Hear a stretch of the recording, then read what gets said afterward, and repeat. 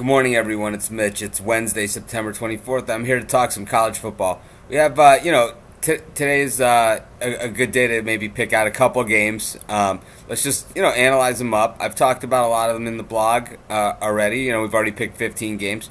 But, I just want to go in a little deeper on a couple of these games and see, where the real opportunities are at this week. First game I want to talk about is Troy going to Oklahoma State, and I don't understand this line.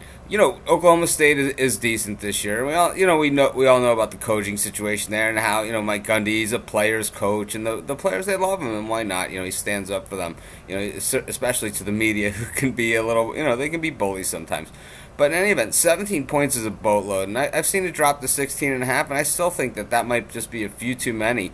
Troy is no slouch. We saw that last week in Columbus, and for the past few years, they've been the type of team anywhere, anytime, any place will play you. Sort of, the Fresno, what they're doing right now, and how Miami and Florida State, how they built their programs, and how some of the other, Virginia Techs of the world also built their programs. So I'm just not so sold then on that spread, and I think that it's a good spot to take the underdog. We're certainly not afraid to take the dog here.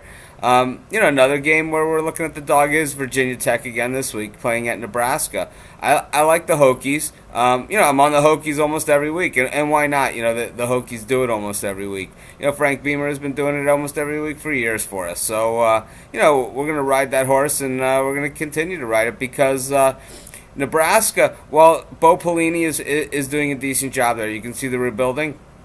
Nebraska has started strong in the past few years, and they generally play fairly light competition the first few games of the season, a lot of home games, and then what happens is they'll have the step-up game. Last year it was at Wake. They won, they didn't cover. This year it's it's Virginia Tech, and this year I'm not so sure they're going to get out of it even with the win. So I'm on the Hokies definitely with the points. I'm thinking money line. I'd like to see it come up a little bit, and maybe it will because the general public out there, they love to pound the favorites. I never understood that, but that's where they're at. Except in something like the Notre Dame Purdue matchup, which hopefully later on in the week we have a chance to talk about. Another game I want to talk about is Cincinnati-Akron, kind of an under the radar game, but I don't see Akron being able to hang with the Bearcats. I just don't. I think the Bearcats are a far more athletic team. They're a physical team. They have had some issues at quarterback. They lost their starting quarterback. They lost their other quarterback, Grutska.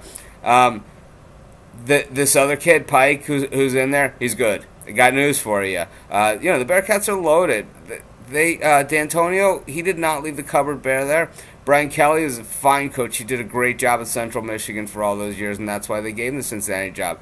There's not a lot of colleges in Ohio that play at such a high level. Yeah, you have Bowling Green, Ohio University, and a couple of those, but really it's Ohio State and everybody else. So it's everybody competing for those other players. And, I think with D'Antonio, with Brian Kelly, I think Cincinnati has gotten the leg up on that. I think they also made some really, really nice recruiting pickups, over the past few years, getting a lot of value in recruiting under D'Antonio.